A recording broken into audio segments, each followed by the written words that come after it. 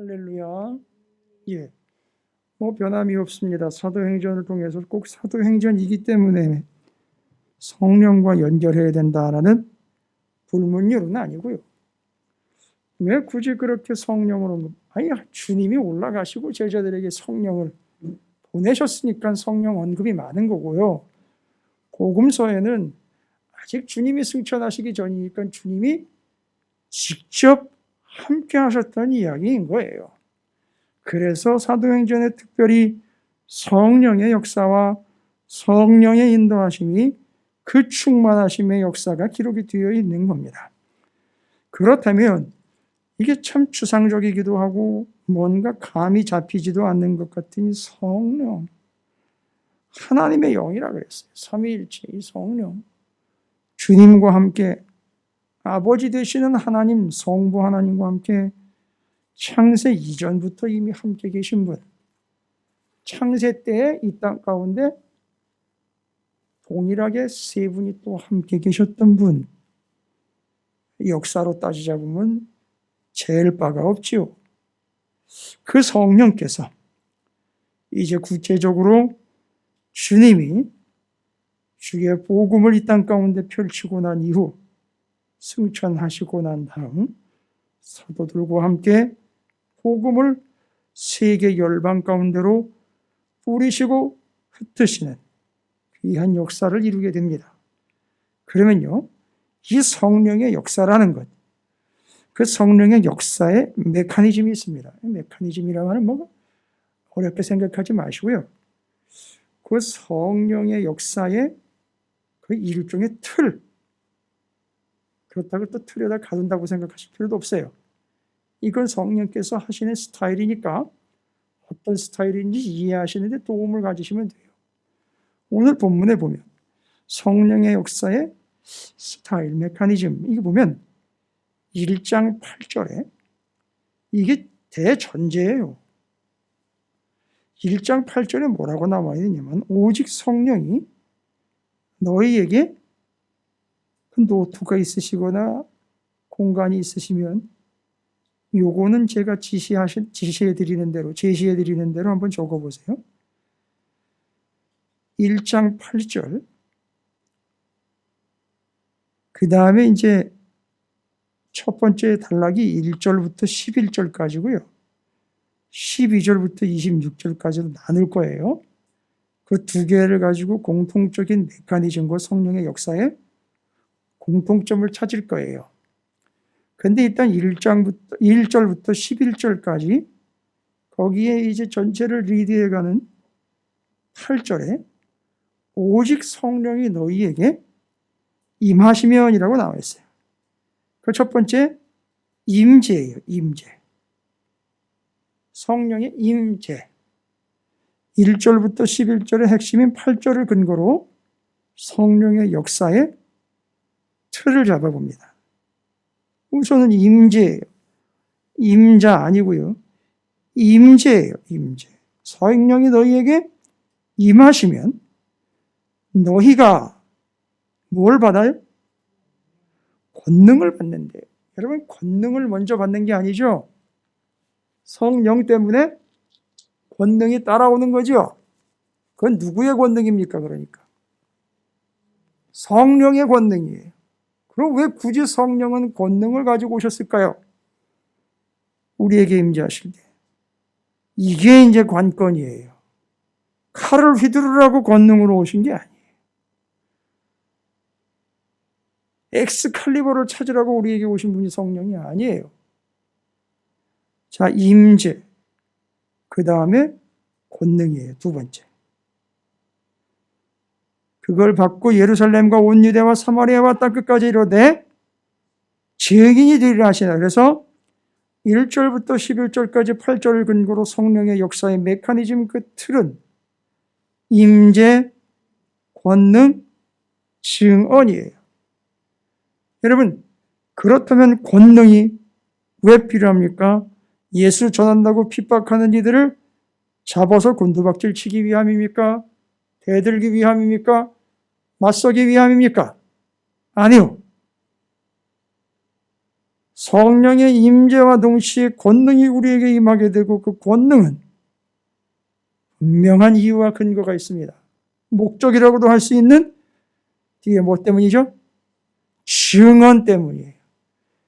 이거 증언하려면 반드시 권능이 필요해요. 무슨 얘기인지 아시겠습니까? 증언하는 것은 나를 드러내는 게 아니라 나를 숨기고요. 이제 한 주간에 또 이렇게 재미있는 표현들을 발견했습니다. 삐리릭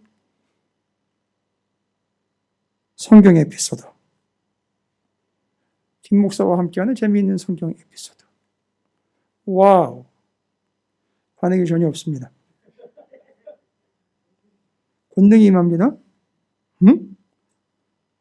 그게 증언으로 이어져요? 그러면서요. 증언은요? 이거죠. 나를 숨기고 주님을 드러내는 거예요.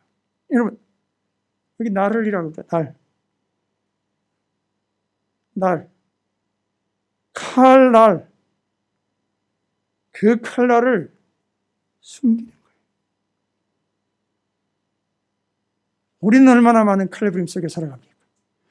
네가, 김권사 너 이것이기 내가 없는 동안에 너 누구한테 뭐 내가 어떻고 어째? 그랬다며 하면서 나를 세웁니다. 여러분, 날 세운다 그럴 때 칼날. 여러분 칼날 세워보셨습니까? 칼날. 뭘로 세웁니까? 그게 세대 차이예요. 사는 동네 차이고요. 서울은 칼갈이에요. 저같이 촌 출신은요. 숫돌이에요.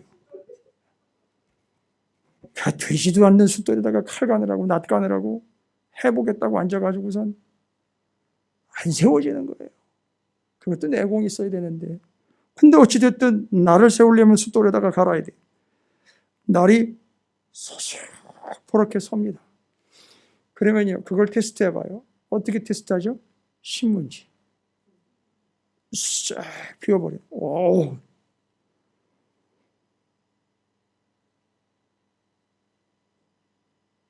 바로 이 증언이라는 게 뭐냐? 그 나를 숨긴다라는 게 뭐냐? 날. 그 날선, 그 예리한, 아주 예민한 내가 나를 숨긴다 그랬지만 그 나를 무디게 하는 거예요. 그리고 누가 드러납니까? 주님이 드러나는 거 아닙니까? 그래서 그 나를 죽이기 위해서 성령의 검이 등장합니다. 여기서 조금 더 나면 무협이 되기 때문에 여기까지만 할게요. 그렇습니다. 이 성령의 역사의 메커니즘을 가만히 보십시오. 성령이 임재하십니다. 우리에게 권능이 임합니다. 내가 아닌 주님을 증언함이 드러납니다. 이게 성령의 역사의 메커니즘입니다. 그런데 왜 굳이 성령은 권능으로 우리에게 임하느냐? 뭐 때문이죠? 나 때문이 아니에요. 내 이유나 내 목적 때문이 아닙니다. 누구를 어떻게 해야 되니까요? 주님을 증언해야 하기에 우리에겐 권능이 필요한 거예요. 그 권능이 뭐냐? 역시 내가 자연적으로 발생시킨 나의 소유도 아니고 내가 개발한 특허도 아니에요. 바로 내가 전하는 그분. 얼마 전까지 어떻게 했지요? 얼마 전까지 어떻게 했지요? 얼마 전이라 하면요.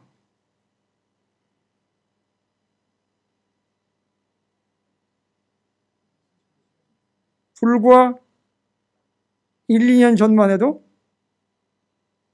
주님이 우리와 함께 하실 때, 와우.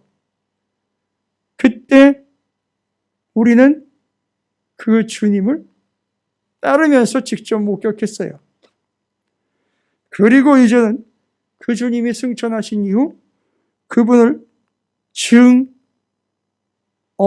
자들이 되어버렸어요. 그럴 때 그 얼마 전에 우리는 주님의 제자로 어떻게 했잖아요? 복음서 계속 했었잖아요. 그때 어떻게 했죠? 그 주님이 우리의 이 복음서 누가복음 계속 하면서 하늘로부터 온 거, 앞서가심, 가르치심, 목자, 그렇죠, 스승. 스승 되었기에 그 스승의 뭐를? 권위를, 권세를, 권능을 따르는 거잖아요. 그래서 그 주님을 증언할 때 뭐가 필요하다? 그분의 권능, 권세가 필요한 거예요. 됐습니까? 여러분, 나를 봐서라도 예수님을 좀 믿으시는 게 어떨까요? 너를 보니까 더욱 안 믿기는 거다. 내가 안 믿는 이유가 너 때문이다. 됐죠? 그래서 오늘 사도행전 1, 2장에 성령이 하시는 일이 아주 중요한 일이 하나가 나와요. 자, 어찌되었든 요 틀이에요. 와우, 그러면은요. 12절부터 26절까지는 그 틀이 확대가 돼요. 똑같지만 확대가 됩니다. 이거 발견할 수 있어야 되는데 조금 아쉽죠. 어떤 상황이 발생입니까? 12절부터 26절까지 뭐 해야 되는 상황이 발생이 되죠. 새로 가룟 유다 대신 제자 하나를 세워야 되지요. 바로 제자를 세울 무언가가 우리에게 필요한 상황이 닥쳤어요.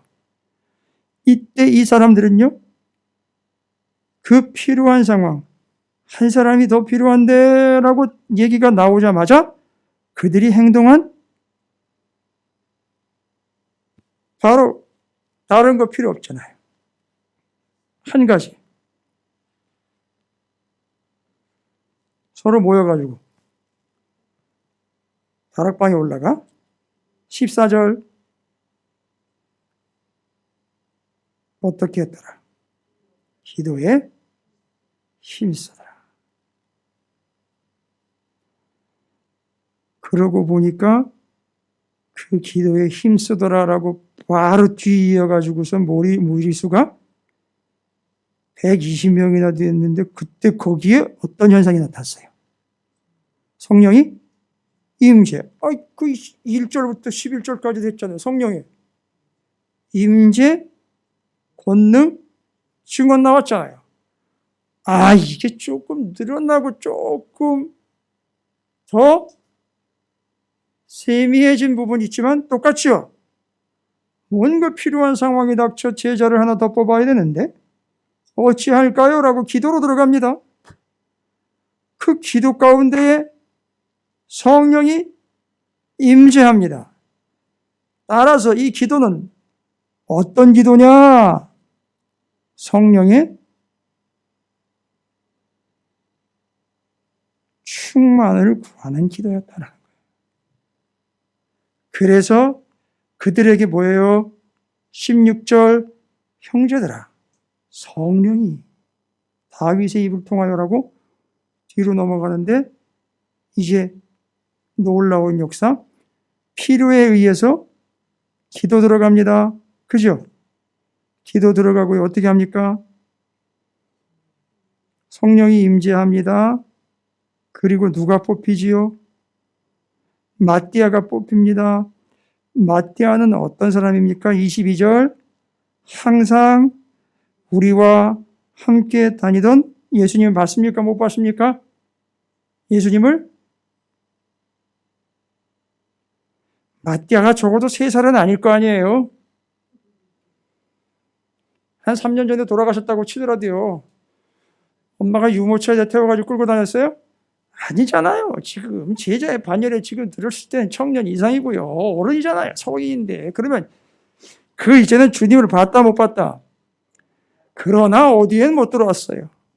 12제자에 못 들어왔어요. 그래서 지금 그렇게 뽑으려고 지금 작성한 거 아닙니까? 그래서 기도했고요. 성령이 임재했어요. 그리고는 마띠아가 뽑혔어요.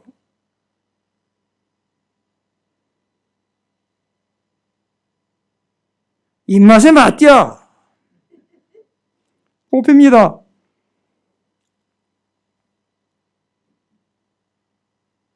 그들이 24절 기도하여 이르되 무 사람의 마음을 아시는 주여, 이 두 사람 중에 누가 주님께 택하신 바 되어 봉사와 및 사도의 직분을 대신할 자인지 보이시옵소서. 유다는 이 직무를 버리고 제 곳으로 갔나이다 하고 제비 뽑아 마띠아를 얻으니 그가 11사도의 수에 들어가니라 라고 이야기하면서, 그러면 뽑히게 된 마띠아는 어떤 사람이냐? 22절. 항상 우리와 함께 다니던 사람 중에 항상 주님과 모였던 사람이죠. 동행했던 사람.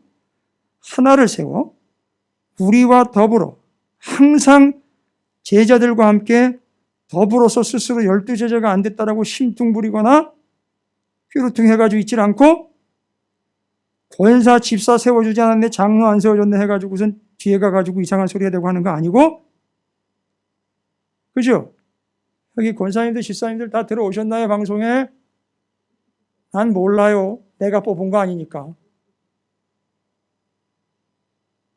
전 몰라요. 제가 뽑은 거 아니니까. 난 제비뽑기 하자 그런 적도 없고 이분 세우자 그런 적도 없어요. 간만에 센소리 좀 할게요. 알아서들 하세요. 난 몰라요. 내가 세운 바 아니에요. 그렇다고 여러분을 길거리에서 만났는데 쌩 깐다는 얘기가 아니에요. 여러분이 세워지는 과정이 이런 과정이라는 거예요, 여러분. 이 얼마나 소중하고 기가 막히는 과정입니까? 얼마나 성령이 간섭하신 역사예요. 이거는 그냥 장로, 권사, 집사 세우는 과정이 아니라고요. 주님의 제자를 세우는 과정이란 말입니다. 그런데 어찌 주님의 입맛에 맞디어 하지 아니하고 세상의 입맛에 맞디어. 제가 소리 지르면 안 돼요.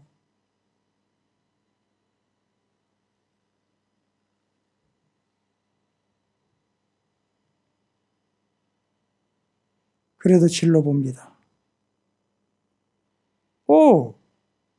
그래서 어떻게 했대요?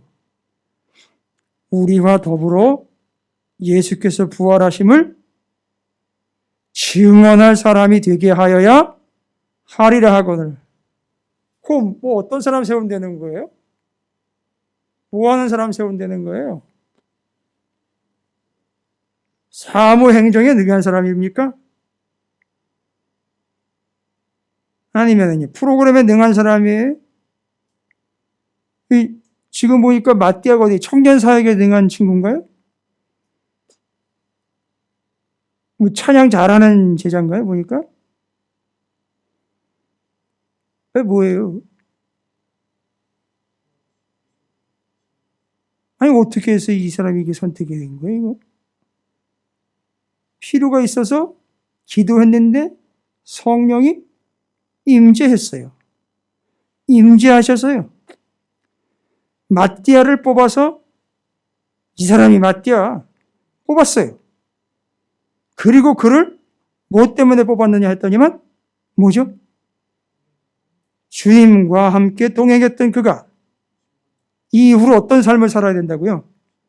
부활하심을 증언하는 사람이 되어야 하기에, 주의 죽으심과 다시 사심을 증언해야 하기에 그에게는 바로 그 성령의 임재로, 그것이 성령의 권능이 되어 그를 제비 뽑기로 뽑은 게 아니라 성령께서 뽑으셨다는 거예요. 할렐루야. 이제 이거 아시겠어요? 임재하시며 권능이시고 바로 증언이에요. 성령이 우리에게 우리의 간구를 통하여 어떻게 하신다고요? 임재하셔요. 임재하시는데요. 파워, 권능으로 임하십니다. 왜 권능이 필요합니까? 여기 권능은요, 헬라어로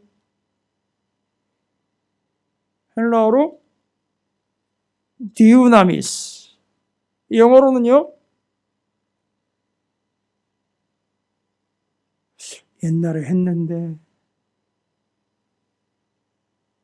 다이너마이트, 디우나미스, 다이너마이트. 다이너마이트는요, 모든 폭발물의 기준이 되는 폭발물입니다. 위력계수라 그래요. 일종의 파괴력이라고 하는데 다이너마이트는 위력계수가 1, 2예요.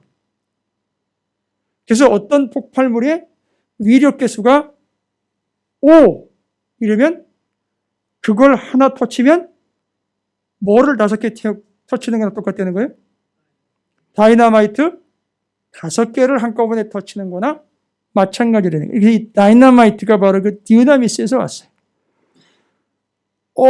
위력계수니 다이너마이트니 뭐 기준이니 그걸 목사님이 어떻게 다 아세요? 제가 공병대 출신이에요. 공병대 맨날 삽질이나 하는 줄 아는데 큰일 납니다. 이 밤에 성령이 임하십니다. 고쳐주실 거예요. 그런 사람들. 예? 맨날 공사나 하고 뭐 겉에 거시기 물 건너 자네들 용어기 때문에 공사 용어들이 다 전부 다 거시기 쟤들 용어를 해가지고 아주 야마가 확 돌아가지고 웬만하면 안 쓰려고 그래요. 근데 어찌되었든 여러분 그런 것만 하는 게 아니에요. 정말. 그래서 그 다이너마이트가 폭발하듯 권능이 만나는 거예요. 폭발적으로 일어난다는 걸 얘기를 하는 거예요. 그렇게 전한다는 걸 얘기를 하는 겁니다, 여러분. 할렐루야. 와우, 그래서 그 권능이 우리에게 임하게 되는 거죠. 그리고 우리가 그 권능으로 쓸데없는 짓들을 하는 게 아니라 세상에 나아가 뻥뻥 터뜨리는 거예요. 뭐를요? 주의 복음을. 할렐루야. 그래서 그를 뽑은 거예요. 그래서 우리가 선택된 거라고요. 찾으시는 교회가 세워진 이유고 여러분께서 이 찾으시는 교회에 귀한 성도님들이 되신 겁니다. 할렐루야. 그러니까 잘 보세요. 필요가 있어서 간구합니다. 임재하시고요. 권능이 임하여 증언케 하십니다. 할렐루야. 이틀 꼭 잊지 마세요. 이게 성령의 역사, 일종의 틀이에요. 그런데 2장으로 넘어가면은요. 성령이 역사하면 나타나는 현상들이 있어요. 이게 이러니까 이런 틀을 가지고 이런 일들이 나타난다는 거죠.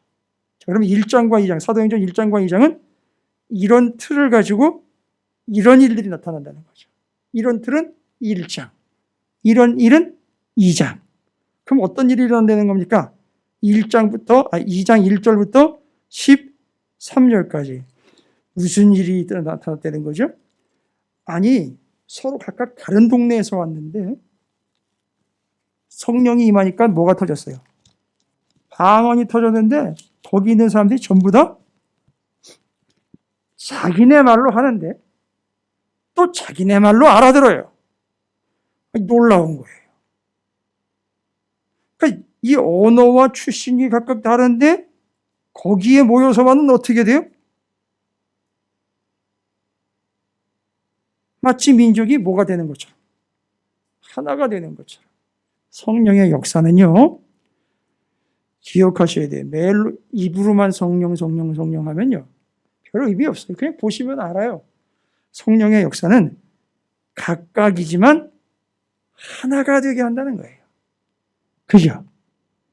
그런데 아주 똘똘 뭉쳐 우리끼리인 것 같은데 보니까 결국 내 건 이래가지고 개별적이 돼버리는 거. 이건 성령의 역사가 아니라는 거죠. 각각 개별과 이유도 천차만별이지만 주님 안에서 뭐가 됩니다? 하나. 이거를요. 아나케 팔라이오 마이. 뭐라 그랬다고요? 주님 안에서 통일되게 하라. 이거 남북 통일되게 하는 거 아니에요, 지금. 아나케 팔라이오 마이는 주님이 우리의 머리가 된다라는 뜻이었어요. 그래서 그 머리 안으로 다 들어오면 뭐가 돼버리는 거죠? 그게 주님의 통치 아래에서 하나가 되는 걸 얘기를 하는 거예요. 아니, 그걸 얘기를 하는 거지. 이거 오해하시는 분들이 있더라고요.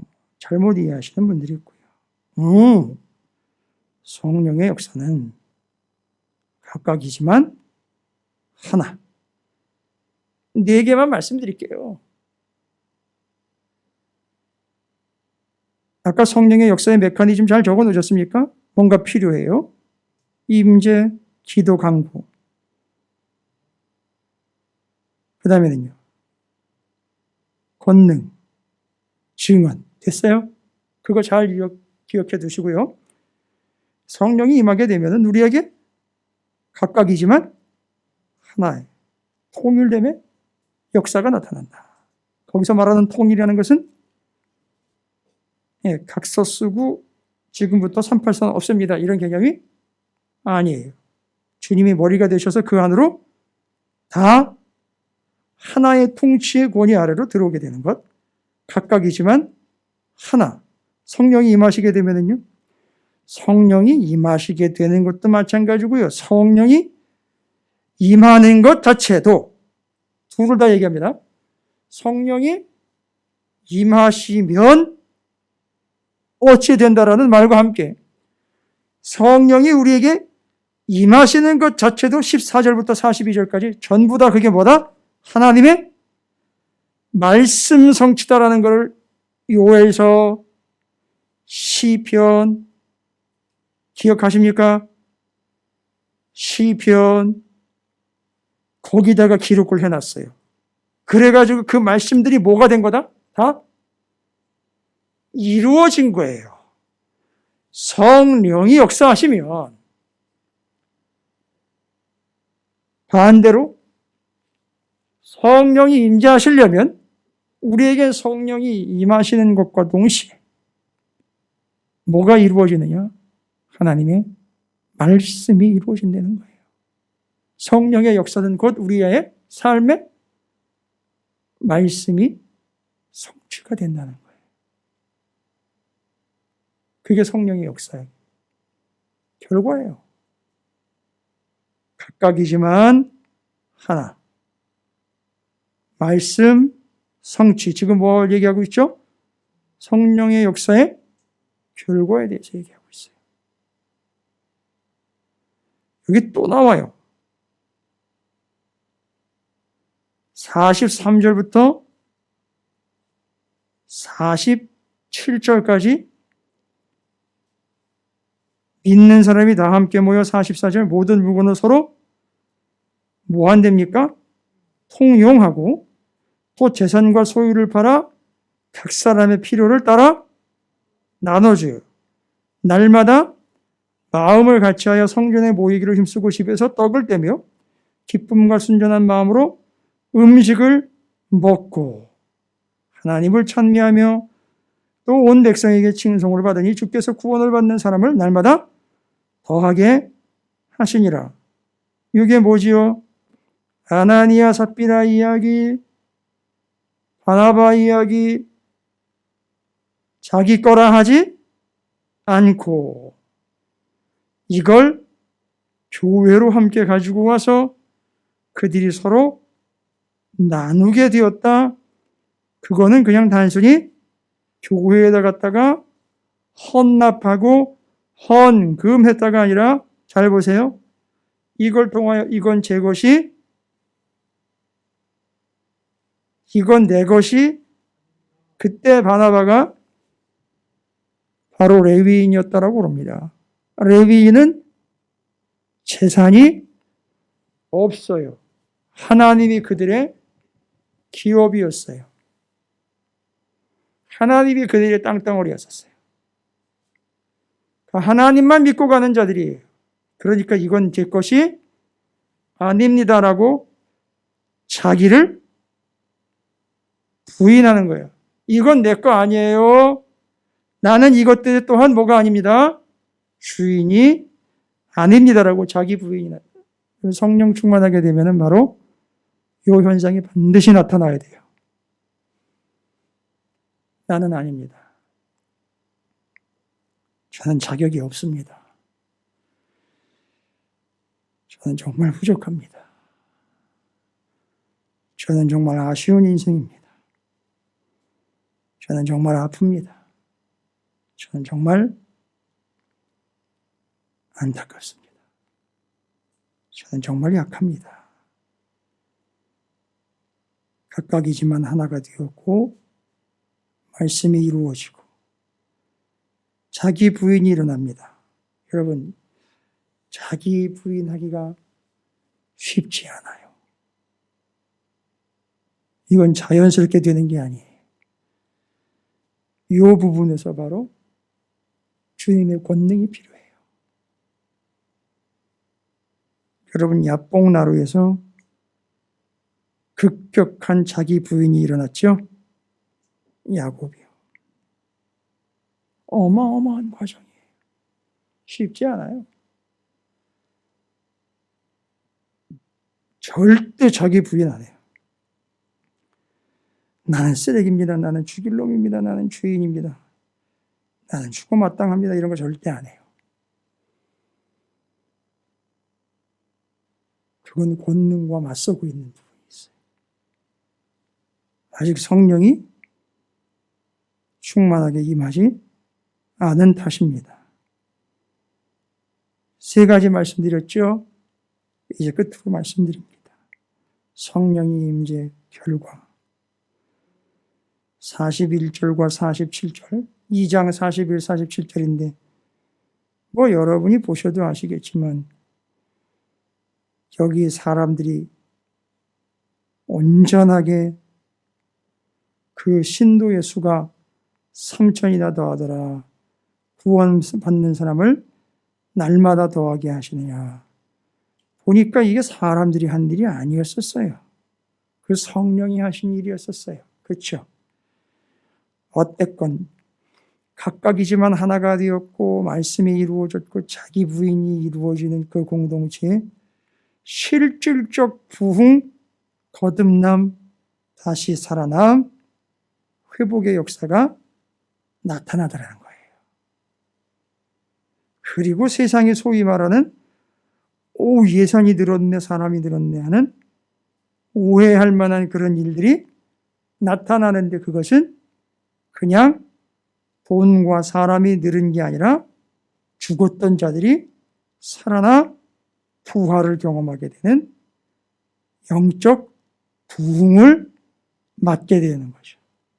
여러분, 부흥이라는 말이 성경에는 부활이라는 말로 설명이 되어 있어요. 이 부흥이라는 말은 맞아요. 부흥이라는 말이 원래 다시 일어난다, 다시 살아난다.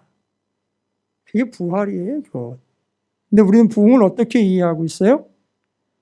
인원이 늘어나고 예산이 늘어나는 걸 부흥이라고 자꾸 얘기한다고요. 사람이 잘 먹고 잘 사는 걸 자꾸 얘기를 해요. 그게 부흥이 아니고요.